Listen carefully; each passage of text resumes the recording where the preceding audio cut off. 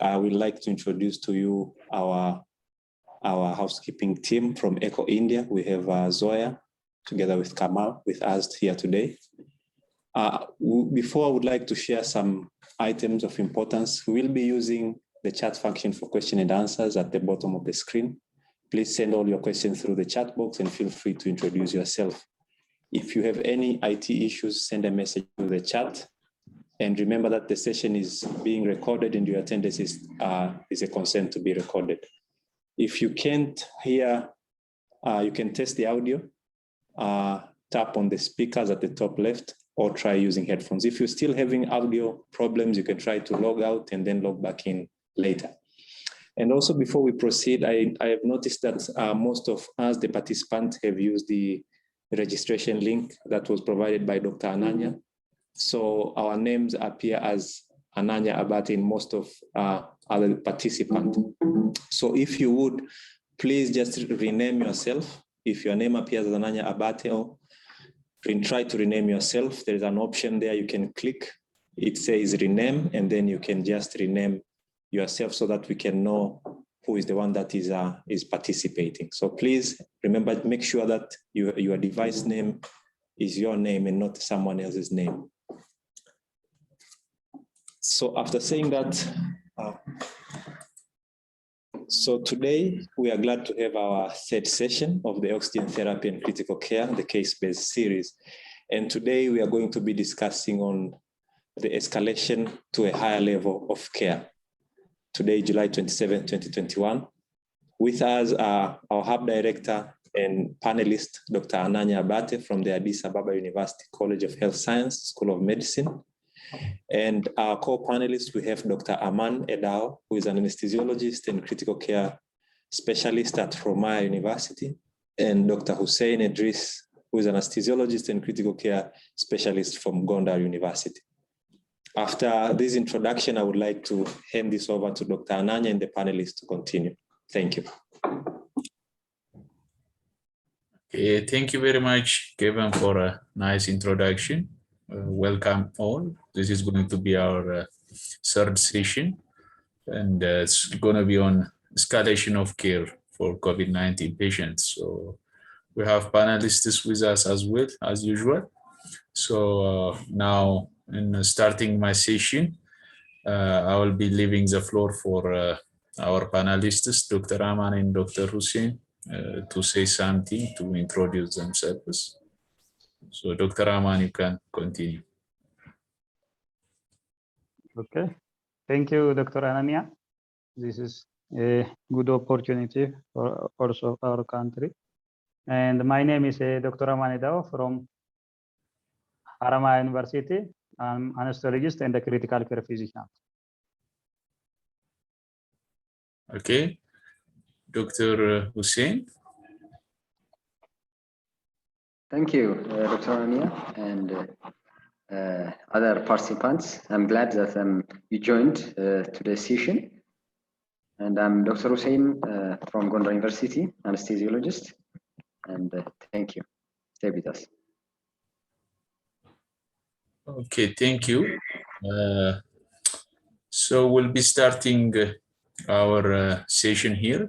Can all of you see my slide? Not yet, Doctor. Not yet.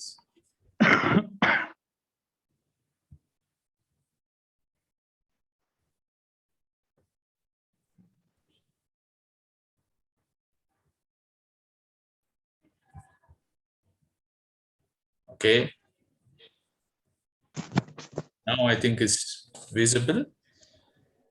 Yes, we can see this. Yes. So as usual, we start the case with,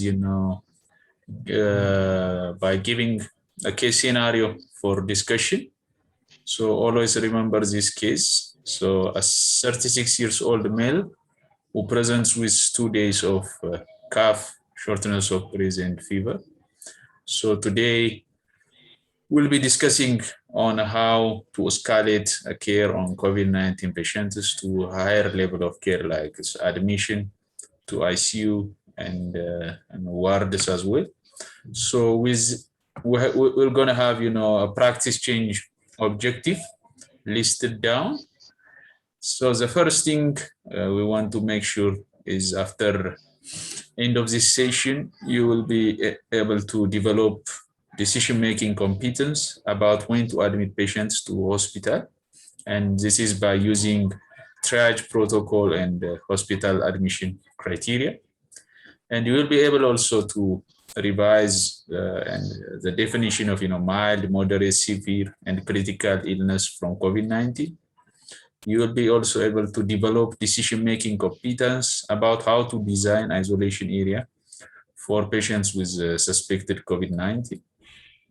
And you will design and follow protocols for escalation of oxygen therapy by seeing different protocols and customizing it to your institution.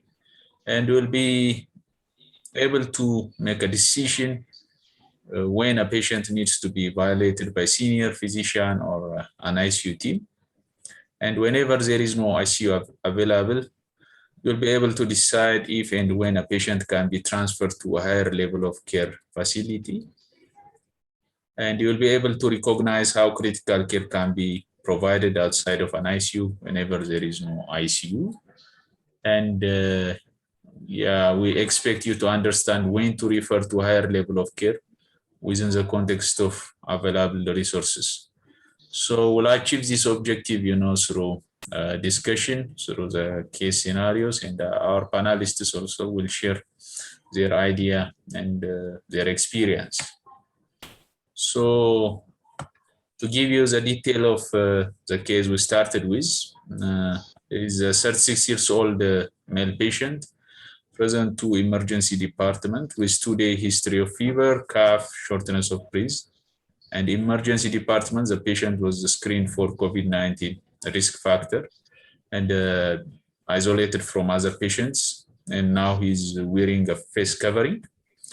Let's say you arrive to evaluate the patient and realize it's your colleague, and assume that you are wearing PPE for contact, droplet, and airborne precautions. And the patient admits he's short of breath, has fever, and a cough, but he denies loss of taste or smell. Initial vital sign is temperature 37 degrees Celsius, blood pressure is 100/74, heart rate is 94, respiratory rate is 18, saturation of oxygen via pulse ox is 92%. So with this vital sign and evaluation, you started him on oxygen therapy at 5 liters per minute and using a nasal prong. And you continued further on your assessment, and past medical history is healthy, but he had bronchitis in the past and has inguinal hernia repair on 1988. He has no any medication. Regards to family history, both mother and father is diseased. Mother had hypertension, diabetes mellitus, and father had emphysema, but the younger sister and children are healthy. And he is a general practitioner, physician. He doesn't smoke or he doesn't use any illicit drug or alcohol. So no other positive findings. And on physical exam, neuro airway assessment is good. The finding is, on pulmonary assessment, he has a coarse breath sound anteriorly and is tachypneic. During your evaluation, is tachypneic to 32 breaths per minute. And he has extremity bilateral grade 2 pitting edema. Now you have assessed the patient, and based on your assessment, would you admit this patient to the hospital, or would you like to manage this patient at home? And can you classify his severity of illness as mild, moderate, or severe disease? So this is the first discussion point we want to discuss on, and as usual, you can type on the chat box your responses. So I'll give you 2 minutes.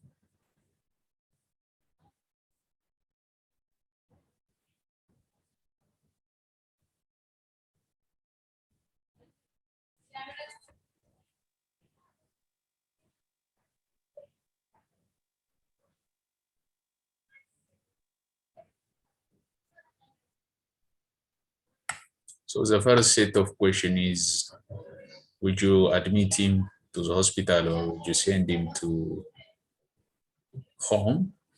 And Yidarsal just said it's a moderate COVID-19. I will admit it. Okay, so thank you, Yidarsal. So you'll be admitting him. Adisu as well said he has to be admitted. Okay, excellent.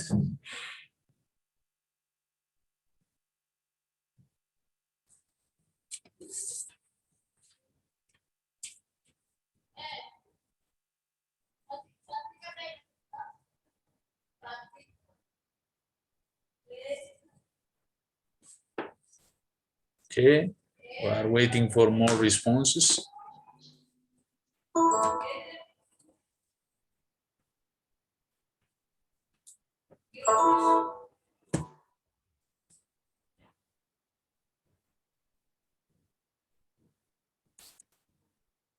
Tola, thank you. He needs admission. Very good. Again, Subalo, he should be admitted. Also, it's good if you classify the disease.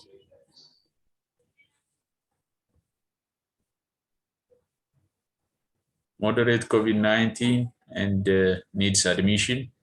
Okay, Takattar from Takattar. So most are now, agreed to admit this patient.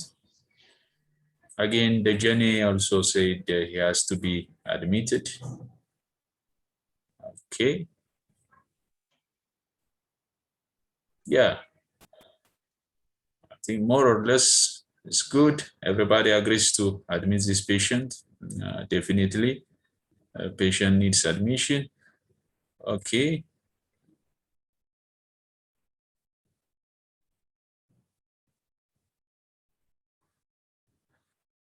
Okay, now near to 2 minutes, and most participants say this patient needs to be admitted, and some of them classify the disease as moderate. So I would like to invite Dr. Aman here so that he can share, his experience regarding whether such kind of patients need to be admitted or not, and what clinical parameters are helpful, in classifying COVID-19 patients as mild, moderate, and severe disease. So, Dr. Aman.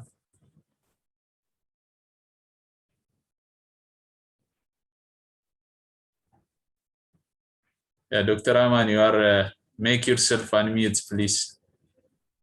We are not hearing you.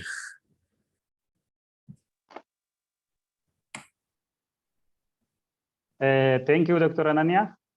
As most of the audience is shared, as we try to admit, this patient is definitely need to be admitted.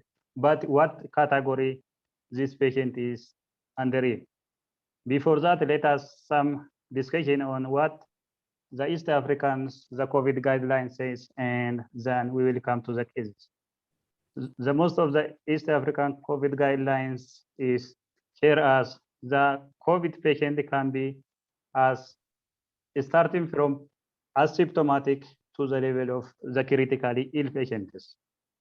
So it is classified as asymptomatic, that is a patient with tested COVID positive, but no symptom that was consistent with COVID-19. So in this patient is mainly we manage it at home.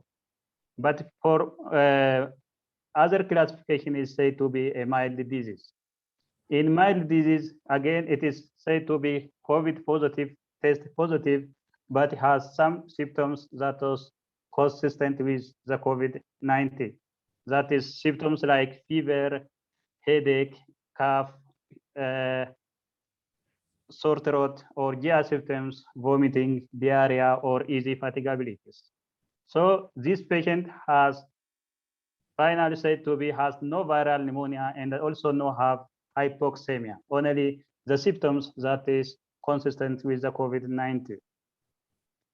And in this patient is also, unless there is some exceptions that we mainly focus on, exceptionally treat, this can be followed at homes based on the condition of the patient and the facility. And the third classification is the moderate disease. In moderate disease, the patient has clinically sign symptom of the lower respiratory tract infections. Also, radiologically, they have abnormal chest finding. And in addition, but this patient has saturation till now maintained greater than 94. So this patient has a viral pneumonia, but is no hypoxemia. So this patient is, since he's till now maintaining the saturation greater than 94, till now maybe he doesn't need oxygen supplementation, but it needs hospitalization. Okay, it is needs hospitalization for the close follow-ups. And the patient with severe illness, classified as severe illness, is the patient who have also lower respiratory tract infections, the patient whose respiratory rate is greater than 30, the patient with partial pressure of oxygen to FiO2 is less than 300, and the patient who have abnormal chest finding. In addition, radiologically, there is abnormal chest imaging, which is greater than 50% of the lung is infiltrated. But when we come to our cases, his saturation is less than 94, and he has also the chest finding. So our cases, it is need to be classified in severe illness according to the definition of this guideline. And in patient with critically ill, patient is critically ill, this patient is mainly has a severe symptoms. The severe symptoms like ARDS, the patient has ARDS. Also, there are also other organ systems that may be involved, like cardiac, the livers. All this can be damaged by the immune responses. So this patient is, from initial, it need to be admitted to the ICU. And if we are seeing the patient where the ICU is not available, we need transfer to where the ICU is available. So most of the, in general, most of the moderate to severe disease need to be admitted to hospital, mainly in the wards, while our critically ill patients who need high flow oxygens need to be admitted to the high dependency unit, especially in ICUs where available. And if not, we can directly transfer to where the ICU service or the intensive care service is available. Yeah, thank you, Dr. Aman. It was a nice highlight of the classification of COVID-19 based on clinical parameters and which classification to be admitted.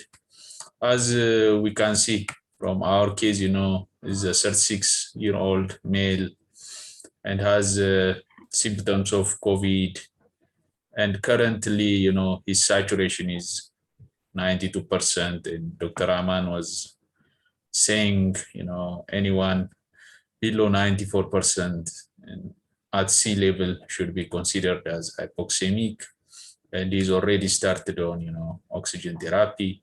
So patient with, symptom and hypoxemia.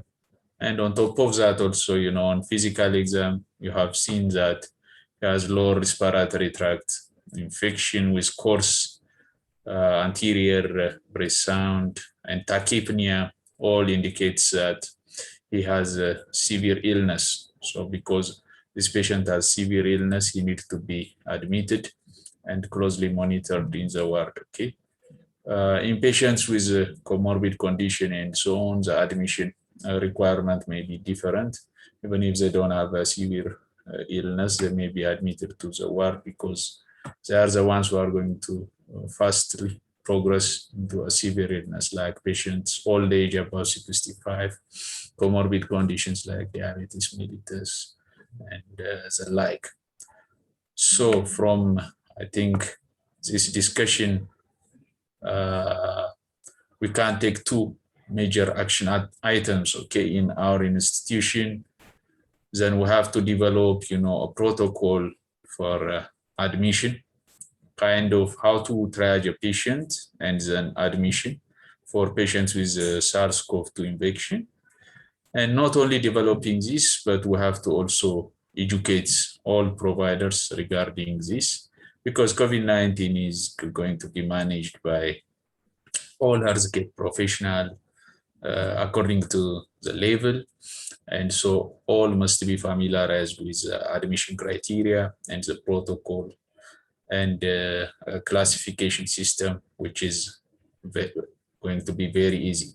So in your institution, please have your own admission criteria, protocol, and educates everyone with definition of mild, moderate, severe, and critical illness with COVID-19.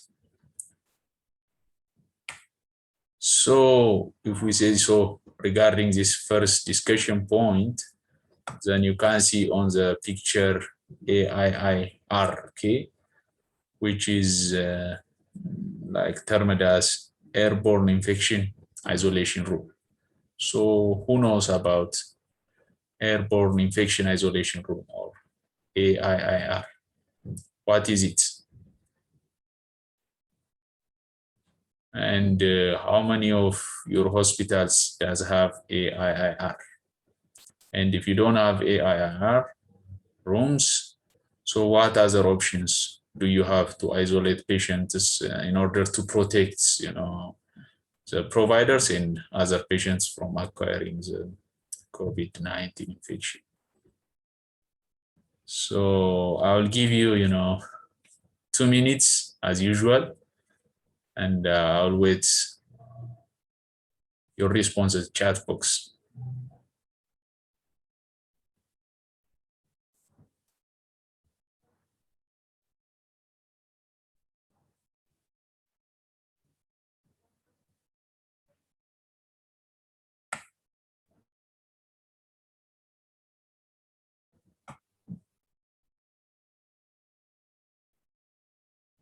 So yeah, you can try what is AIIR, okay? So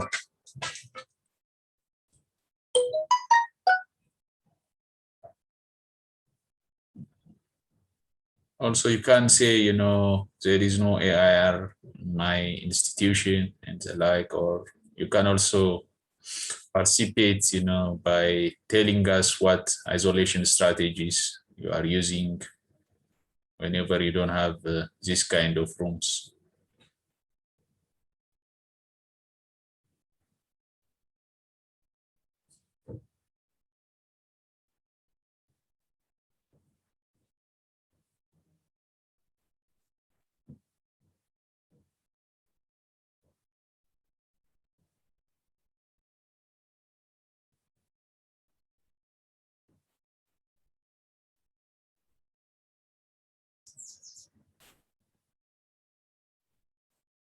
Yeah, AIIR stands for, airborne infection isolation room. Good. So what does it mean? You can write small things. You can tell us whether you have, airborne infection isolation room at your setup or not.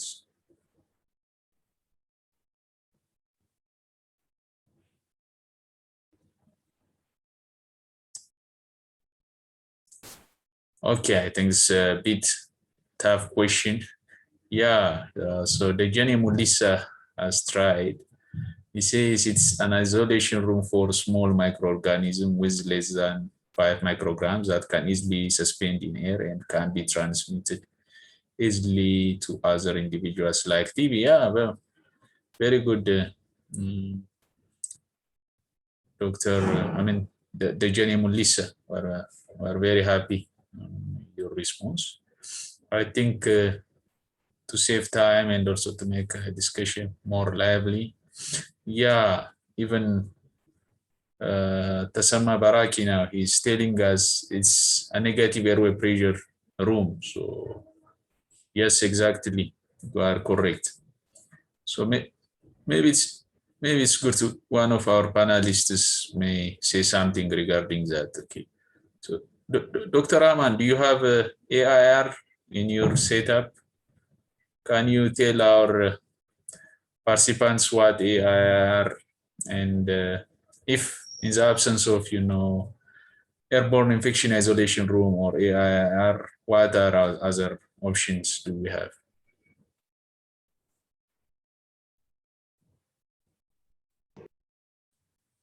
Yeah, we can. Can you unmute yourself, Dr. Rahman? Unmute yourself. Yes, as some of our audience is tried, that was excellent trial. Airborne infection isolation room we don't have that setup in our setup. But the definition that is airborne infection isolation room is a negative pressure that was designed. Okay, the negative pressure that was designed to avoid or to protect the spread of airborne particles. Okay, that is designed to spread of airborne particles. So this, in general, it is said to be negative pressure rooms. These negative pressure rooms. It is mainly important to avoid the cross contaminations between the rooms, and also it is decrease the risk of infections of the staffs, and because the air doesn't flow into the outside or to the corridors, and it is mainly contained in the room. Okay, it is mainly contained in the room. So this is what airborne infection room is. But in place, when there is no these setups like us, is mainly we have to have some options. Some of the options are maybe using natural ventilations. That natural ventilation means that it is only opening of the doors, the windows, or some skylights, or some using some directional airflows, use of certain fans. And in place where there is also high oxygen flow is required, we can use filters like what we call HEPA filters. HEPA filter is mainly effective during absorption of these particles. Yeah, as Dr. Aman has said, and most of you have tried, AIR is an isolation room for airborne infection with a negative pressure system installed. So whatever is getting in to the room through a door opening and so on will be coming out of the room through a negative pressure and in one direction.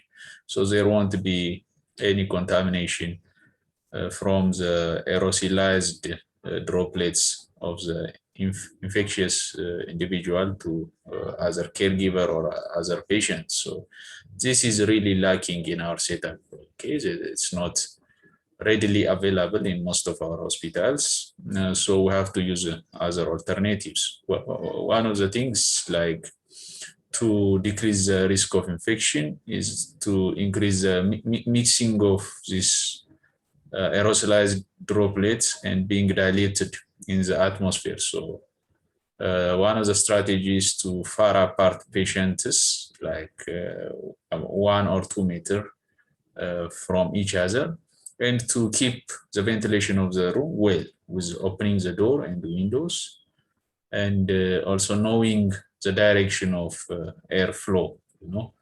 There are methods. Some people use method stick match or the likes, and they would see how after lighting the stick match, and they will see how the direction of flow of oxygen would be from one window to the door or from one window to the other. So by determining the direction of flow, then they will put a patient to the side where the air is going out of the room, okay?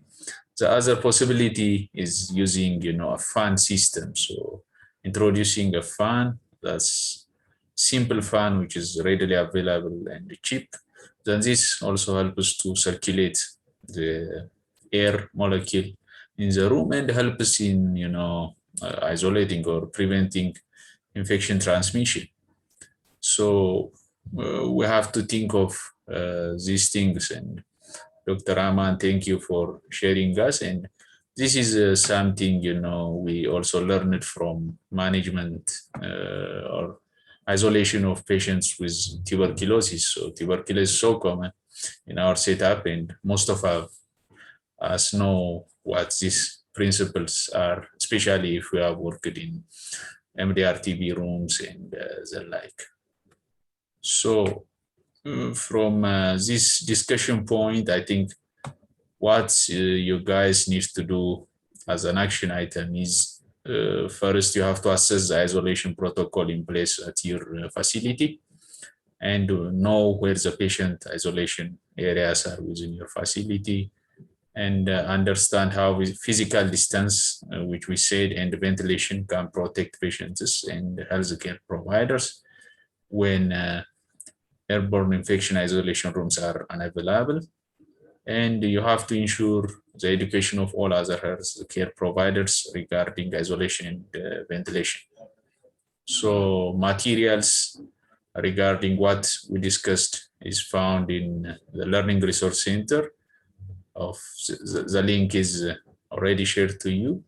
So if you go through the Learning Resource Center and click on this blue area, you can find how to, design an isolation room when you have a patient suspected with COVID-19 or who has already COVID-19. So if I say so, let's proceed to, the third discussion point today. So coming back to the same patient, let's say you have ordered nasopharyngeal swab for SARS-CoV-2 after, making triage, and this is a suspect. So other than nasopharyngeal swab, what additional diagnostic investigations will you order? So take 2 minutes to write down additional diagnostic investigations you are going to order for this patient on the chat box.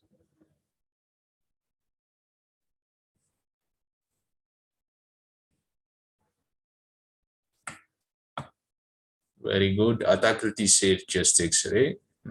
Excellent. Chest X-ray, CT, Aptamo, and HENOC, as well CBC. Okay, I agree with all of you.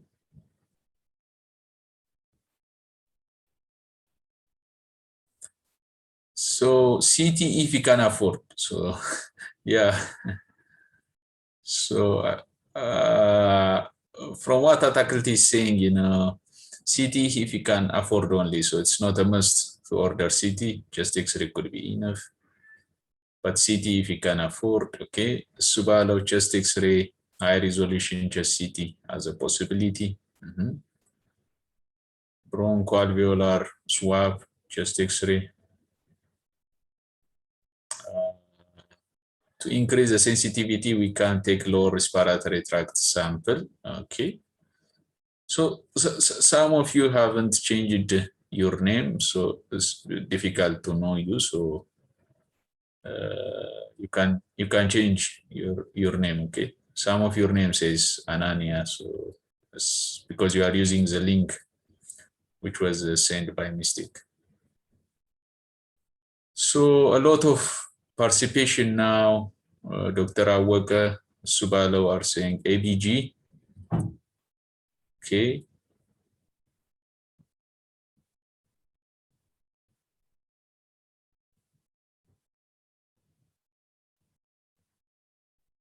Yeah, I think most of you have mentioned the most important investigations we need to order. And maybe Dr. Hussein, can you comment on what additional investigations may be needed in this patient and the reasons behind, ordering those investigations? Yeah, thank you for giving me a chance, and thank you the participants for your active participation in answering this question. As you know, COVID-19 is a new evolving disease regarding its pathophysiology.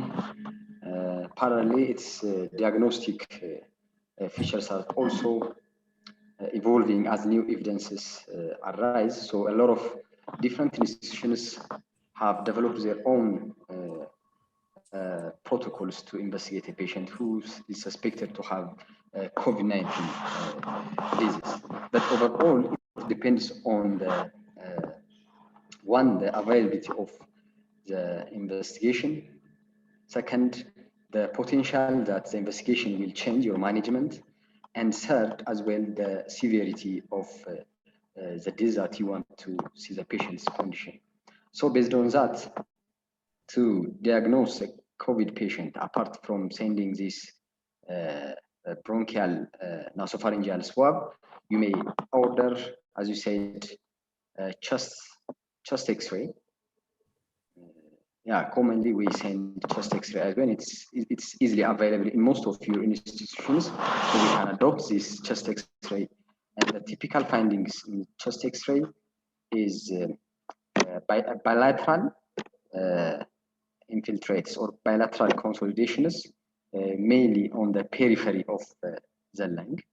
And the other one is like to see whether other organs are involved, like organ function tests, the liver, the renal function test, as well as electrolyte imbalances may accompany this disease, especially when it is critically ill patient.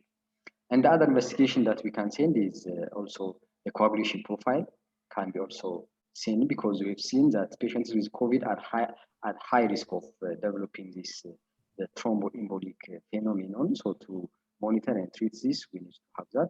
And the other one is, as you said, chest CT. Basically, the routine workup with CT scan is not recommended by most of the institutions, as it is non-specific.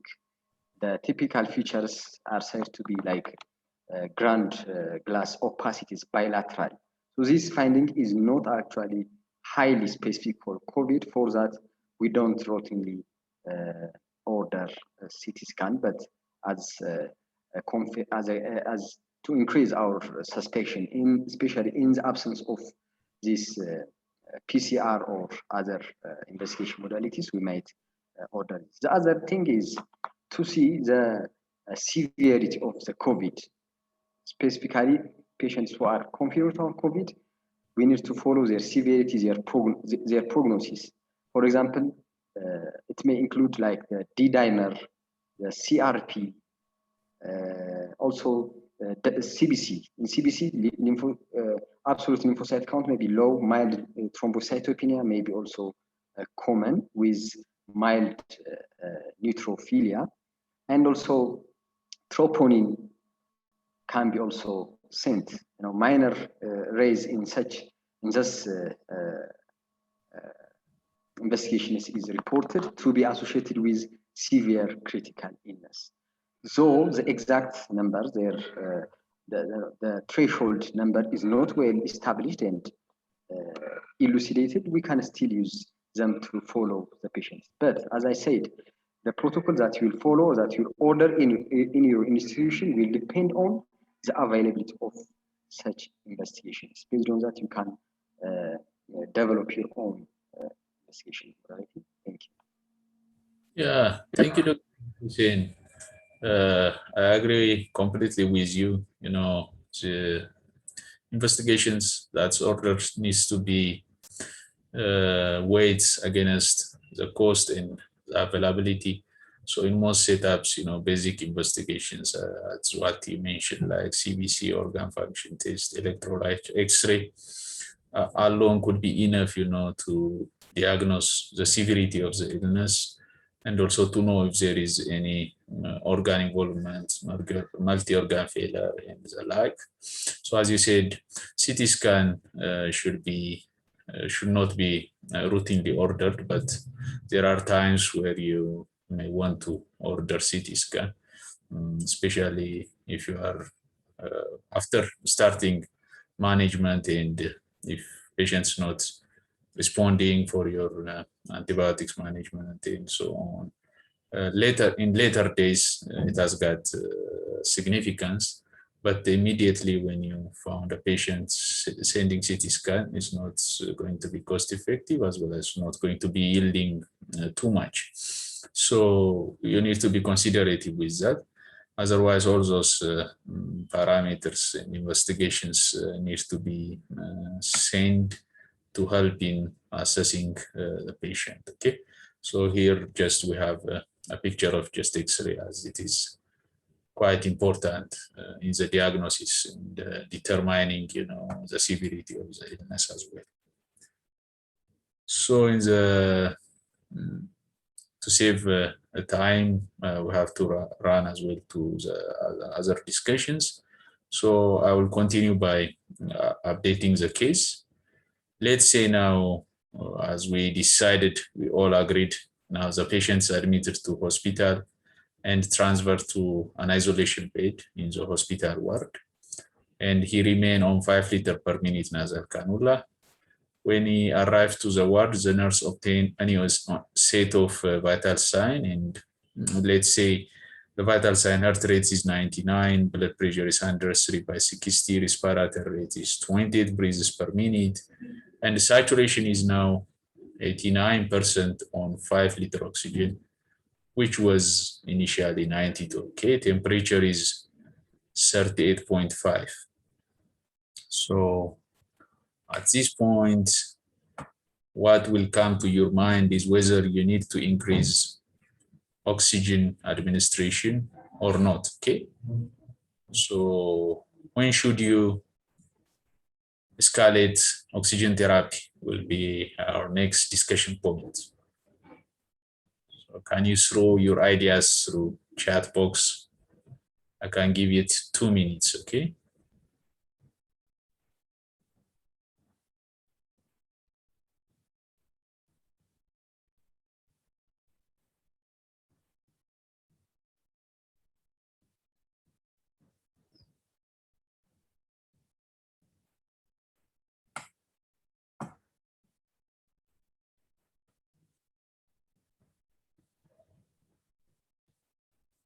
So when should you escalate oxygen therapy in COVID-19 patients?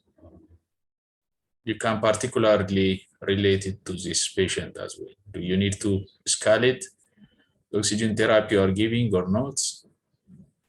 And if you are escalating, then what is your basis?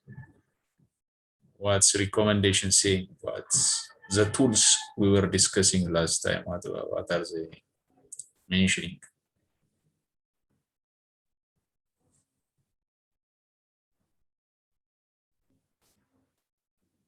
Yeah.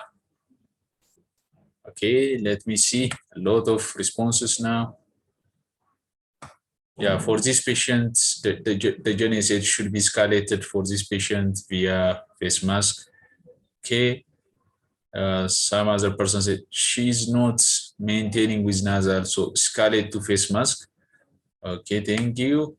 Ataculty, if no additional comorbidities, up to 88% can be tolerated.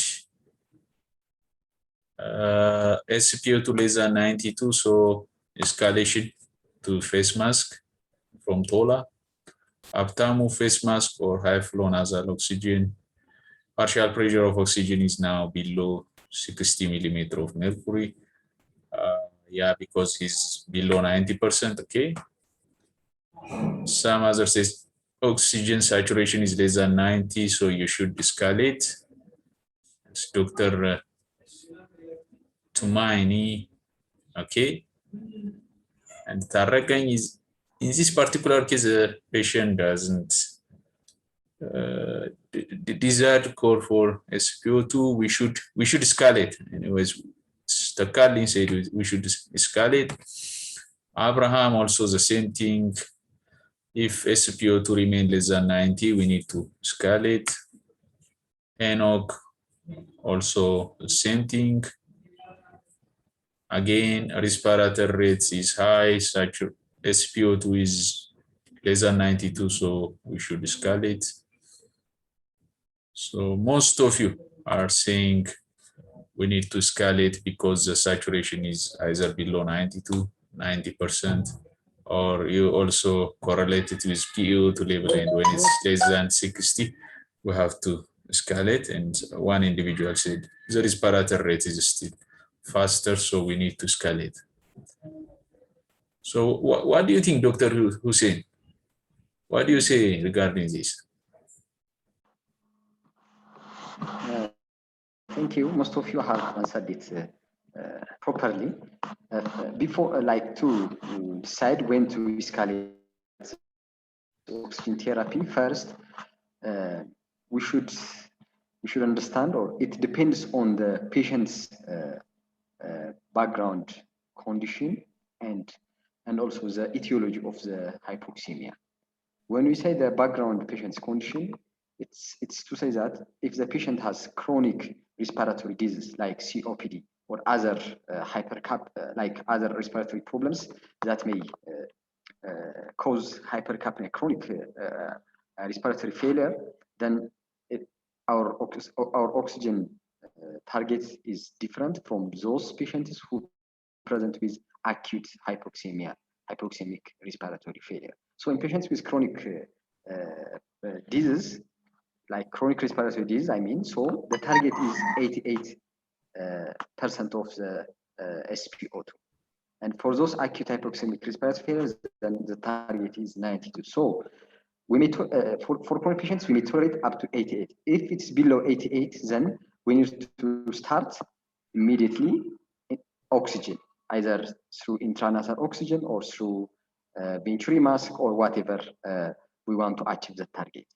So if the patient is not still achieving the target, then we may consider sending ABG, and based on the carbon dioxide level, arterial carbon dioxide level and the arterial oxygen tension, then we may further increase our support by using non-invasive positive pressure ventilation, or we may also need to intubate the patient. But for those patients who have acute hypoxemic respiratory failure, our target is 92.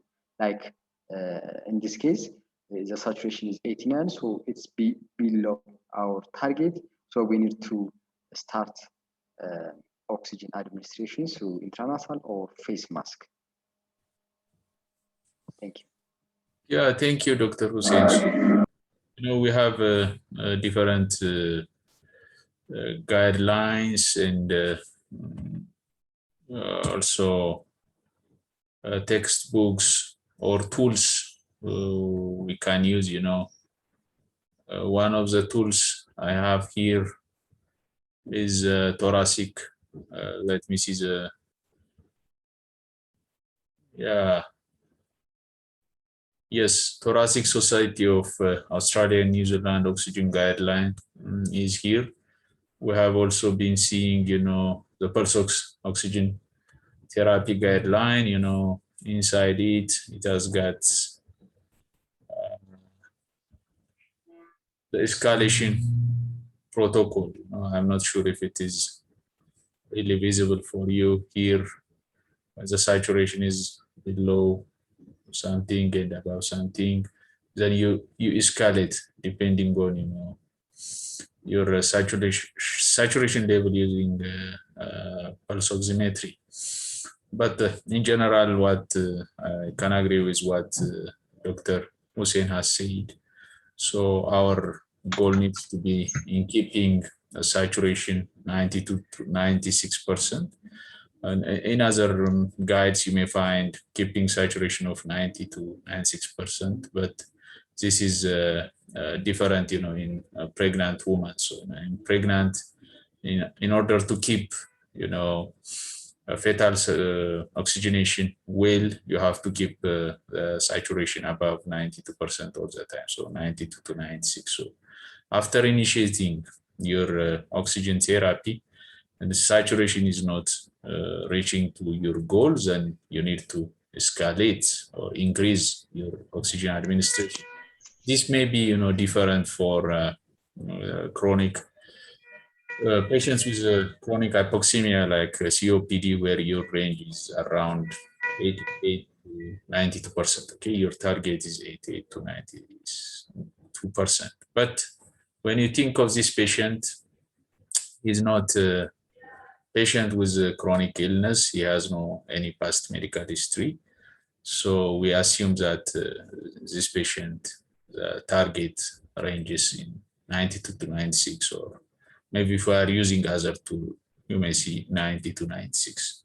But it's always better to go ahead with 92 to 96%. You can see it here in the thoracic guideline of the Austrian. Okay. So let me go back to where I was. No.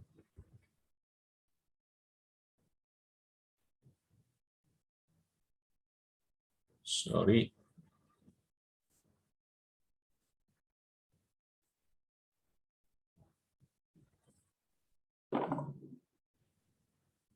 Dr. Ananya, you can try to click on the other tab.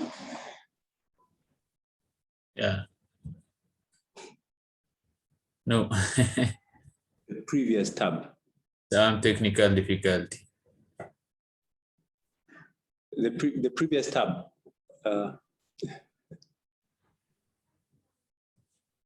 Yes, that one. No. This is not. Sorry.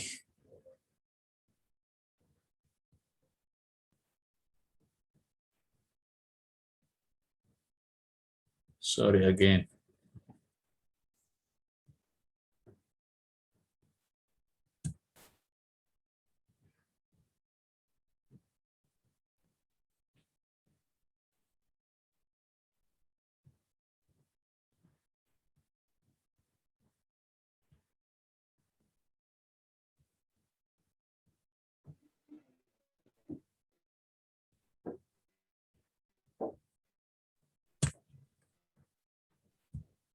I'm so sorry for what has happened.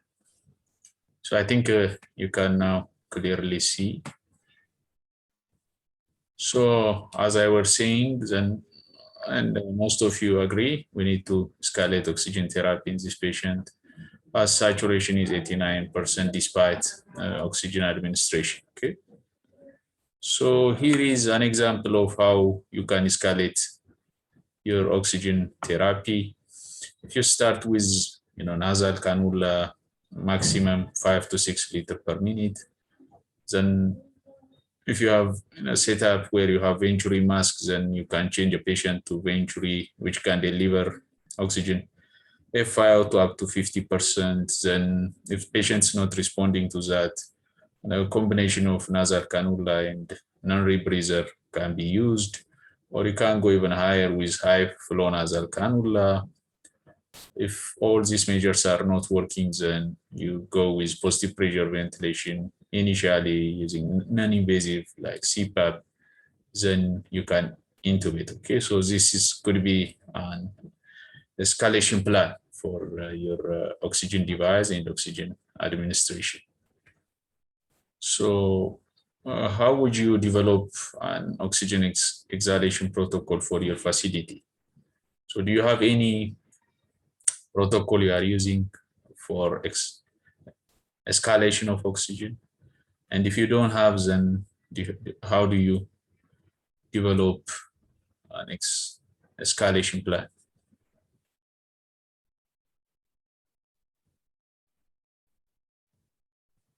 So you can write it in the chat box.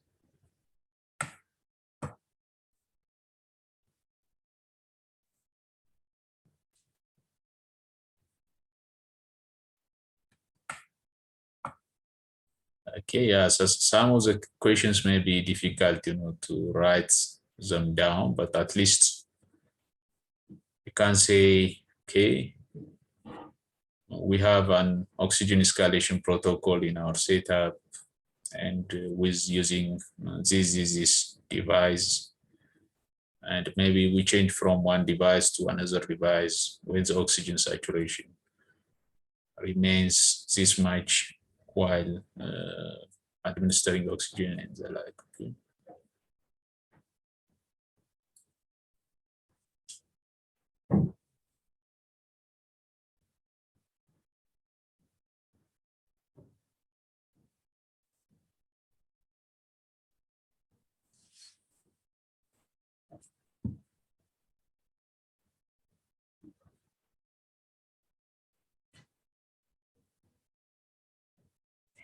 Yeah, so while waiting for some of you writing, your comments regarding your plan of how to escalate oxygen, I would like to invite here maybe Dr. Hussein. So you may have experience regarding this. So can you say something? Yeah, in our setup, there are some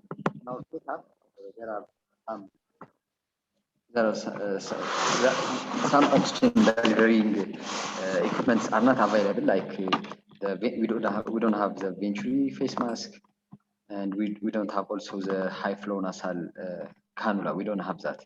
So what we do is we'll put the patient on the nasal cannula up to 5 liters, and then if we can't achieve the target, then we go to the simple face mask from 6 to 10 liters per minute, and together we may add nasal cannula plus the simple face mask, and also we may we may add non-rebreather face mask up to 15 liters per minute. And then depending on the patient's GCS and the patient's progress, sometimes we have this non-invasive positive pressure ventilation face mask. We sometimes use actually. We have 1 or 2 face masks, but in some patients it may not fit properly. So in that case, we will go directly to intubating the patient. That's our practice in our setup. Yeah, it's also similar here. I think well the Tuberculosis specialized hospital where I'm working, we lack venturi mask, high flow nasal cannula. Even fitting CPAP mask is sometimes not really available. Okay, these days we are getting much more of the CPAP masks nowadays, but earlier practices we don't have that. So we have this kind of escalation protocol, right? We always start with nasal prong and up to 5 liters. We continue with that. If there is no improvement with oxygenation, then a simple face mask, then face mask with the reservoir, okay, and non-rebreather mask. And as you said, non-invasive and invasive ventilation whenever we are not able to achieve our goal of oxygenation with these parameters, okay? So, Dr. Hussein, in your practice, when do you intubate COVID-19 patients now?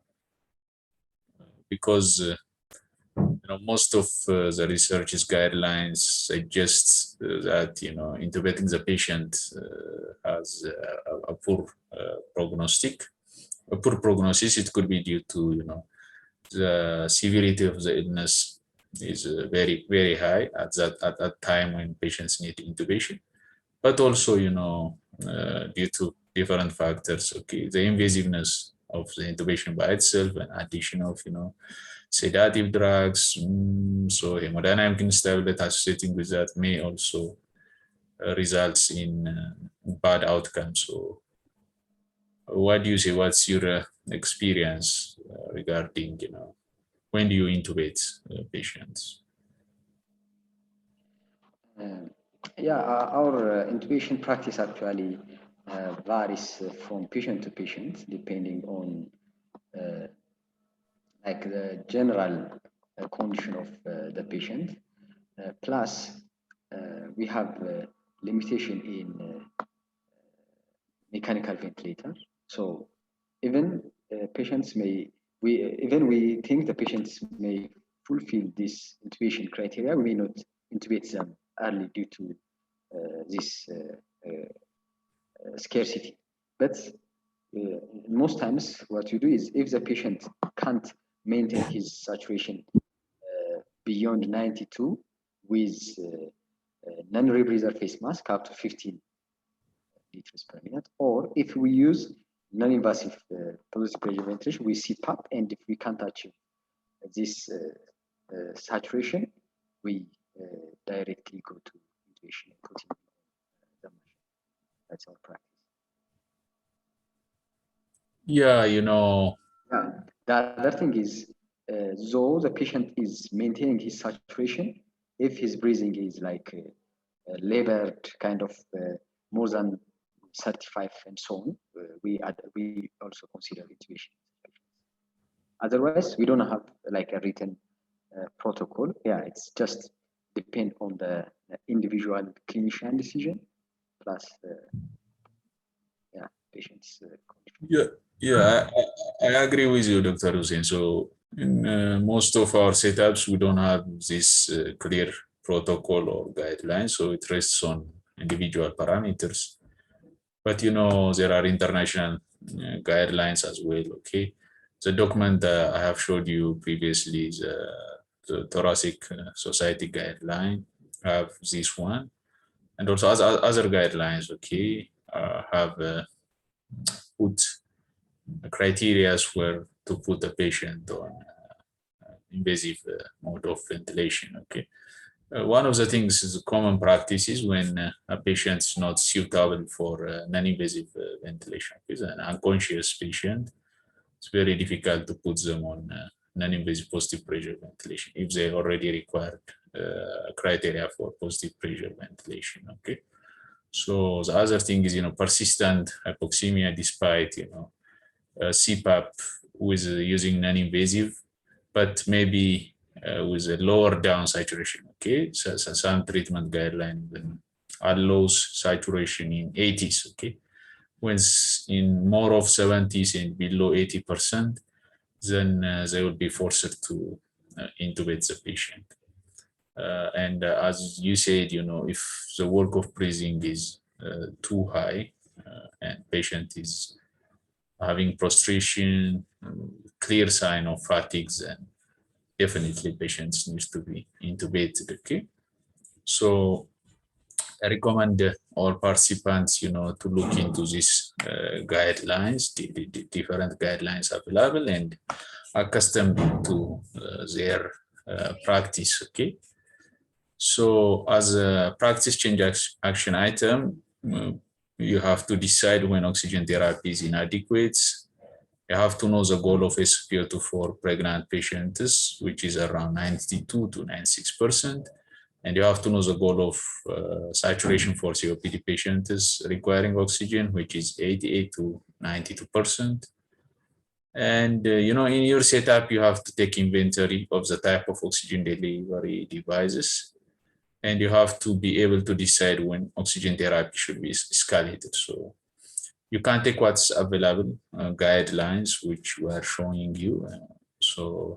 And you have to adjust it to your setup according to the availability of the device. So that's why we are saying take inventory of the type of oxygen. Okay. So definitely when we are managing COVID-19 patients, we are managing in teamwork. So The first one to encounter could be a nurse or general practitioner. So while managing your patient, so at what level of oxygen therapy would you call a senior doctor for advice? This is one of the most important points to be raised, right? So I'm sure we have registrar, like residents, GPs, nurses who are watching this presentation. So from your experience and from your knowledge or from your previous reading, so at what level of oxygen therapy are you going to call a senior doctor for some consultation?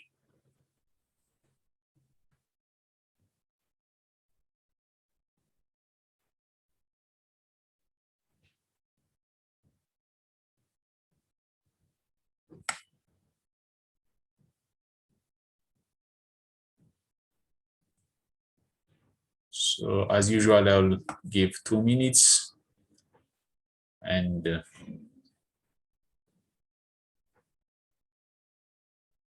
you can say, at this level of oxygen saturation, I will not be comfortable. So I want to call the senior doctor to have a look at the patient. Okay. In other words, it tells us, the severity of the problems, the illness, and much senior doctors or individuals needs to be involved in the management of the patient. Okay.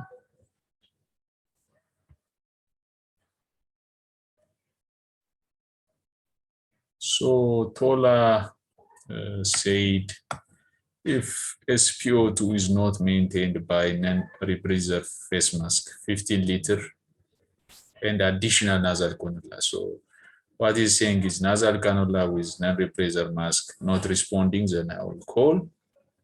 If the patient's having respiratory acidosis, the Jenny said, if hypoxemic despite face mask,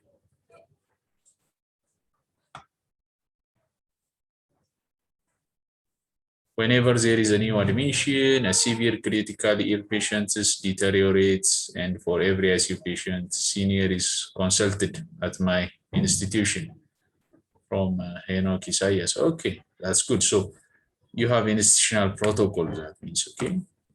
Unresponsive patient on deteriorating on CPAP. Yeah. So I agree with all of you, right? So all mentioned, like whenever the oxygen saturation is low despite high oxygen administration through, face mask, up to 15 liters per minute, or even such as face mask with combined with nasal cannula, and if people are not responding for that, or severe, sign of acidosis, and or even severe illness, or the one who's admitted to ICUs, and they said senior doctors needs to be called. Okay. So how is it in your setup, Dr. Hussein? Do you agree with our participants? Or have you come across any guideline maybe? Our practice is exactly what most of the participants have said. It's after the patient has deteriorated, like unable to maintain after maximum oxygen support, non-invasively, like 50 liters, 10 liters. After that is a senior doctor, or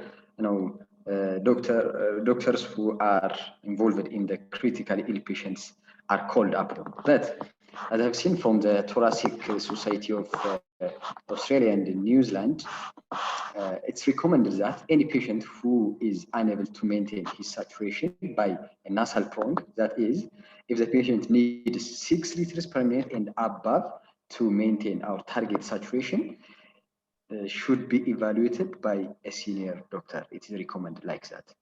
A senior doctor, in a sense, it's a relative term, but it's to say that a doctor should be able to handle the ventilation properly, who is expert in airway and ventilatory management should be called. And if the patient is also, if the patient needs more than 8 liters per minute, then it is the time to consult, to call for an ICU physician, an ICU doctor. It's not after the patient has deteriorated that the ICU should be called. I think it's the guideline, but the practice, as I said, it's after the patient deteriorates. But that practice should be changed, I believe. Yeah. Yeah, thank you, Doctor. Of course. So before patient deteriorates, then there is a need to engage senior doctors and early call to ICU. As you said, anyone requiring above 40% of oxygen, it's better to involve a senior person available. As you said, it is something contextually to be understood. So anyone senior in the vicinity should be considered to be called. Okay. In some setups, maybe general practitioner alone could be a senior doctor. Then if one with experience, then it should be considered as a senior. But in other setups, you have people who are good in critical care, who can manage airway. So these people needs to be early notified whenever the oxygen requirement is above 40%. And as you said, if it's above 50%, then ICU needs to be early communicated. Late communication has a bad outcome for the patient. Okay. So thank you. So in treating hypoxemia, the other thing we need to know about is the role of awake prone positioning. And by now, most of us are practicing prone positioning and awake. What is the role? Can you say something, the participants in the chat box? What is the role of prone positioning in awake?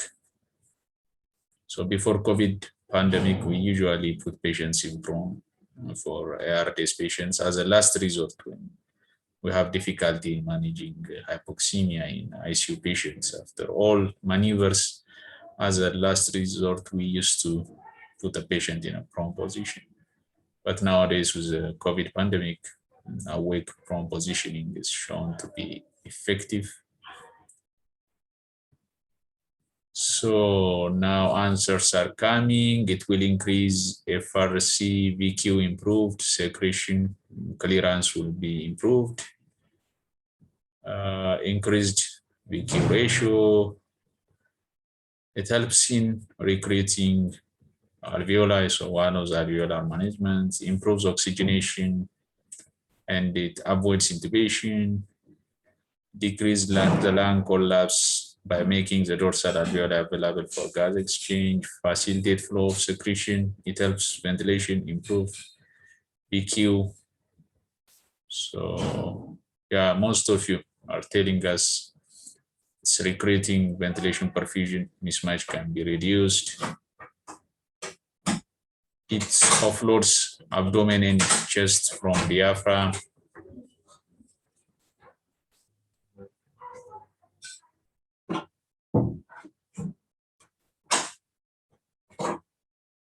Yeah, I think. Yeah, very good participation. I agree with all of you. I'd be happy to invite Dr. Aman to say something. He has been quiet for some time, so you may need to talk now. Yes, I agree with most of what audience is replayed. It is very excellent replay. The first, before the pandemics, as you said, there is not known about the awake proning. Mainly, we use it for mechanically ventilated patients. But now the awake proning is come with the pandemic because has some suspect to be have some benefits. That is, first of all, at what level we are going to give prompt positioning for the patient.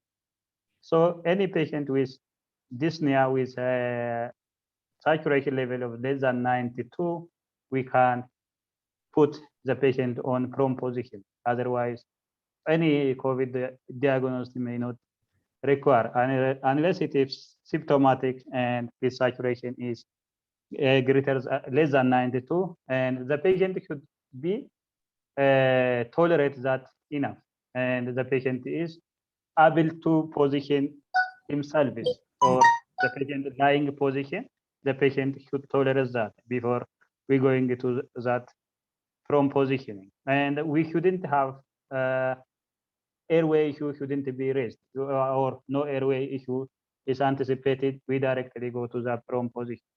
Regarding the benefit of the prompt positioning, as most of the audience reply, mainly the physiology of the lung, the ventral part of the lung and the dorsal part of the lung is quite different in the volume of the alveoli. The dorsal part of the volume of the alveoli is higher than that of the ventral part. While the patient is prone more the trigger effects, that is by cardiac, by diaphragm, by cardiac and by mediastinum, or by different abdominal organs will be relieved, especially if we avoid abdominal compressions. If we avoid abdominal compressions, there is also free movement of the diaphragm, and there is also the ventilation and the perfusion of the patient will be improved. So in addition, also it is one of the alveolar recruitment method, because of more alveoli is become more on dorsals. Also, it is important for physiological lung functioning will be improved while putting on awake prompt positioning. So for how long is this awake prompt positioning is used? Mainly, it is as far as the patient tolerates, we put the patient on awake prompt position. But it is recommended, like other or ventilated, at least 10 to 60 hours, the patient who require awake prompt positioning can be put on awake prone, but the patient should be adjust the position by themselves, and the patient should be tolerated. But regarding some contraindications that we shouldn't put the patient on awake proning, mainly the patient with respiratory distress, the patient with hemodynamic instability, the patient with unstable spines, the patient with recent abdominal surgery, and the patient with pregnancy, especially second and third trimester. Most of these patients and morbid obese patients, it is shouldn't be on prone position. But what we are all should know that is, while we are putting the patient on awake proning, we have to avoid the trigger injuries, and we have to avoid the abdominal compression. So the trigger injuries can be managed mainly with pillows. Most of the time, for improve the patient comfort, is using the pillows, and the pads are very important. So that is mainly important about the awake proning. Thank you, Dr. Rahman. You explicitly discussed about, the benefit of prompt positioning and what precautions we should take and what contraindications are. So I'm sure our participants get the message. So I will be going into, for the sake of time, to the next discussion point, So in order to you to remember the patient, as you may remember, this male patient who just presented with cough, shortness of breath and fever 2 days, and your pertinent physical exam is on pulmonary. He has coarse crepitation, his tachypneic 232, and he has extremity edema. Okay, your airway assessment is good, so no difficulty for intubation. Now, from what is presented, do you think that this patient is in respiratory failure? And how do you define respiratory failure? Okay, so you can write in the chat box 2 minutes whether this patient is in respiratory failure or not. Okay. Something to remember was also he was on oxygen support, 5 liters per minute initially, but despite that, saturation is 89%. And now, in our discussion, we decided to escalate this oxygen administration, probably with the use of additional non-rebreather mask.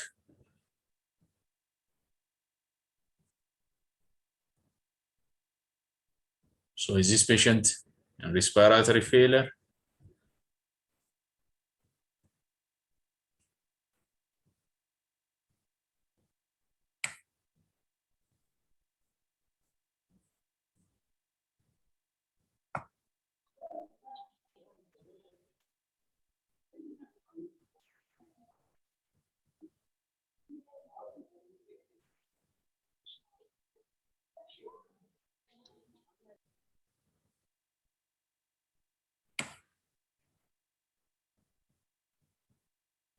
So 36 years old male, 2 days of cough, shortness of breath, fever. Okay, and put on oxygen initially because of his saturation was 92%. Later, his saturation dropped to 89% at admission to isolation room, and his respiratory rate is 32 breaths per minute. He has chest findings.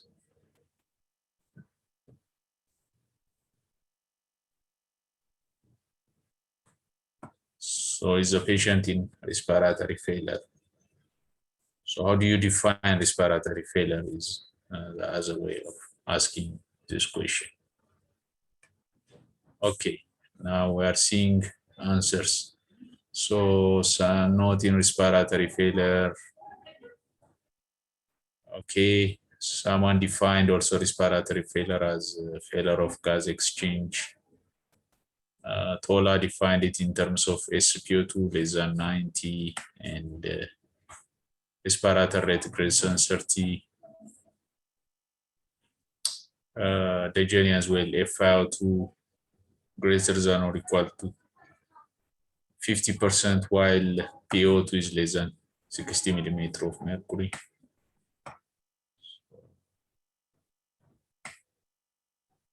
So I can see 2-3 people saying he doesn't meet the criteria for respiratory failure. But most of you are now mentioning numbers like PO2, PCO2 level.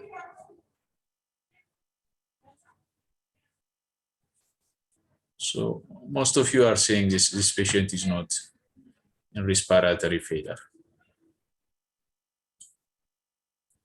So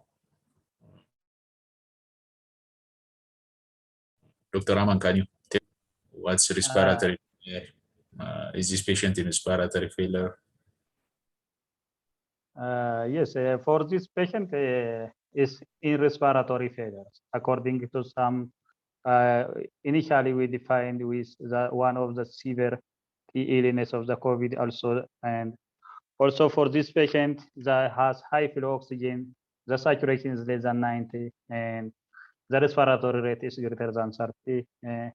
It is one of it require high oxygen flow, and this patient is some fulfills that of the respiratory failure. When we say respiratory failure is that is abnormal gas exchange. That is either oxygenation failures or the ventilation failures or inability of the elimination of the carbon dioxide from the lung or inability of supply of the oxygen to the blood and the systemic organ. So this respiratory failure is mainly, it is classified as hypoxic respiratory failure or type 1 respiratory failure, or type 2 respiratory failure, or hypercarbic respiratory failure. Some definition also it is defined as a mixed one. Okay, Yeah. so for respiratory failure, mainly hypoxic. When you say hypoxic respiratory failure, when the partial pressure of oxygen is less than 60 with a FiO2 of minimum of 60%, if the patient doesn't maintain partial pressure of arterial oxygen less than 60, or when partial pressure of oxygen less than 50 with room air, it is also said to be hypoxic respiratory failure. The hypoxic respiratory failure main causes are problems that is found in the lung. Mainly that respiratory failure is the primary problem is the ventilation perfusion mismatch. The shunting and the diffusion abnormality is mainly result in hypoxic respiratory failure. When we say the ventilation perfusion mismatch, there is problems in ventilation or perfusion. Anything that cause problem in ventilations, like lung problem, like pneumonia, ARDS, pulmonary edema, this result in mainly affect the ventilations. And any patient like pulmonary embolisms or decrease the cardiac output also can affect the perfusion. So in all these issues, anything that affects the perfusion of the lung or ventilation of the lung can result in ventilation perfusion mismatch, which result in hypoxic respiratory failure. And the other is shunting issues, and this is some exaggeration of that of ventilation perfusion mismatch. And when there is hypoxic part of the lung is not well perfused. And the other is diffusion limitation, as everybody knows, mainly the gas exchange between the tissue in the lung is through the diffusion from the higher concentration to the lower concentration. So if there is alveolar membrane is affected or destroyed mainly by ARDS, most of the time it is result in the hypoxic respiratory failure. So when it comes to the hypercarbic respiratory failure, is the definition of the partial pressure of the carbon dioxide greater than 50. This hypercarbic respiratory failure, most of the time, like obstructive lung disease, result in less carbon dioxide is exhaled due to the obstruction flow. So to compensate, to eliminate more carbon dioxide, there is increased work of breathing. There is increased work of breathing. This to compensate or to eliminate more carbon dioxide from the lung. So the result in finally in fatigue and result in respiratory failure. So main cause, when we say the cause of hypercarbic respiratory failure, mainly overproduction of the carbon dioxide or alveolar hypoventilation that result in hypercarbic respiratory failure. So overproduction of the carbon dioxide is like hyperdynamic sepsis, burners, and mainly result in the overproduction. And alveolar hypoventilation is mainly in about either the problem in the central issue, the poor central drives, or in the sense like neuromuscular disease that result in hypercarbic respiratory failure. So when the central respiratory failure occurs, there is some ventilator, there is poor power of muscle, poor ventilatory muscle powers that result in poor excretion of carbon dioxide from the lung. So for this patient is that requires, when you come to our patient, is in tachypneic, is in hypoxemic, at the same time is requiring high oxygen. This need is considered as respiratory failure, and the need to escalation of the therapy is important. Thank you, Aman, for your summary of the type of respiratory failure as hypoxemic, hypercarbic respiratory failure. Maybe the third classification is a combination of the two as a mixed type of respiratory failure. So hypoxemic is type 1, hypercarbic is what we call type 2. So in a previous classification also include type 3, type 4 respiratory failure as perioperative respiratory failure as type 3, and shock lung as a type 4. But for a purpose of COVID-19 management, hypoxemic, hypercarbic, and mixed kind of respiratory failure, we need to know the definition, and Dr. Amanya explicitly defined and showed also the different causes and pathophysiologic changes that can occur, and also correlated it with our patient's condition. And defined that. So really thank you. Maybe let's see, as to wind up our session, some clinical signs and symptoms of COVID-19. Okay. So I was planning to show you, a video regarding clinical signs and symptoms of respiratory failure, but internet's not allowing me. So Dr. Aman, can you say, few words about, signs, symptoms of respiratory failure? What to look after? So mainly the signs, symptoms of the respiratory failure is mainly depending on from the both hypoxic or hypercarbic. The patient is mainly tachypneic, the tachycardic, and there is also a change in mentations may result, and the use of accessory muscles, most of the time, intercostal, subcostal retractions, nasal flaring. And due to initial stress, the patient is tachycardic, and mild hypertension may be occurred in patient with respiratory failure. Yeah, definitely. Most of our participants by now are familiar with clinical signs, symptoms. Okay. So sweating, prostration at the end of the day, irritability, as Dr. Aman said, confusion, and so on.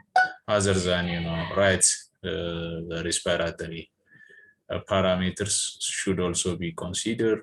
At late stage, maybe even they can become cyanotic and so on. So a list of things are there as a sign and symptoms. So you have to remember with that, and because ABG is not widely available in most of our institutions, we have to utilize our clinical judgment to define respiratory failure and start our management. With this, I think we'll wind up our session just by giving a summary of practice change action items. So please, let's recognize a senior doctor should be involved in the management of our patient whenever there is a requirement of 40% FiO2 or 6 liters per minute oxygen therapy to maintain our saturation greater than 90%. And we recommend to utilize, voluntary prone positioning in our patients with hypoxemia who have escalating need for supplemental oxygen. So whenever there is a need for increment of supplemental oxygen, it's good to early use prone positioning, and it should be when the patient is comfortable in doing so. So we have to recognize a higher level of care, such as ICU is needed when patients requires 50% FiO2 or 8 liters per minute oxygen therapy to maintain their saturation above 90%. So whenever a patient requires a higher fraction of oxygen or higher oxygen therapy as determined as 8 liters per minute, just to maintain our goal, then we have to think of this patient needs admission to ICU. So early transportation communication is important and mandatory. So always remember the signs and symptoms of respiratory failure. And whenever there is a respiratory failure, then you need to call for help, and it needs a higher level of care in ICU, maybe invasive ventilation as well. So these were the key topics for today. While you are reading through them, I would like to thank all the participants for participation and for your attention given, and also for panelists, Dr. Aman from Haramaya University is head of department. Also Dr. Hossein from Gondar University is anesthesiologist and critical care physician, and also an ICU lead there. So I'd like to thank them. And panelists, if you have a final word, I can give you just 1 minute for each of you.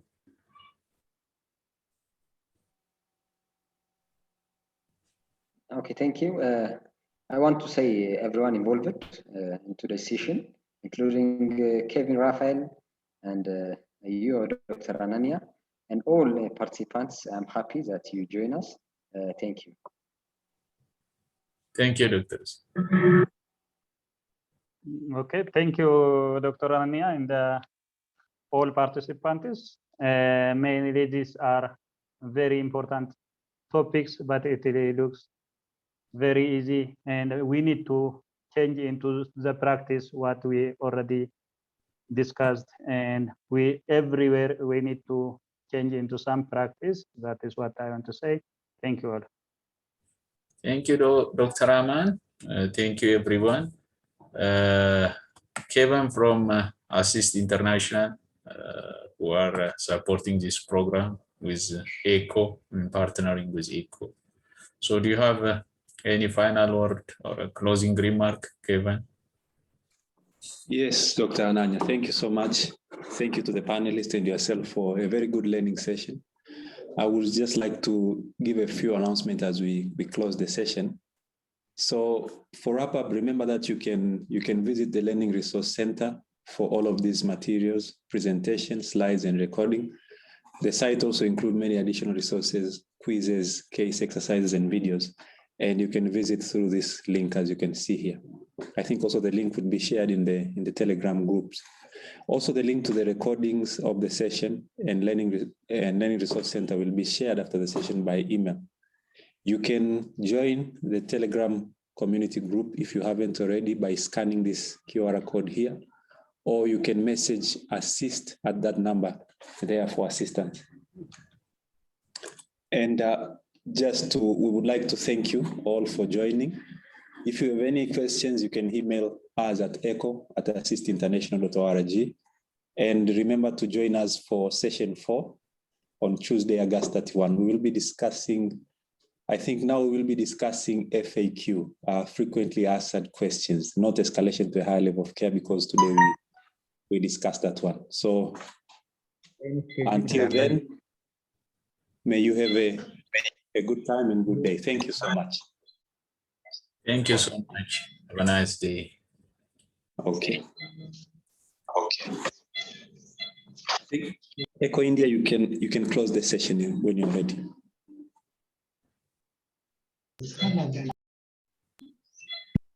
Oh, thank you. Kamal, we can end the call.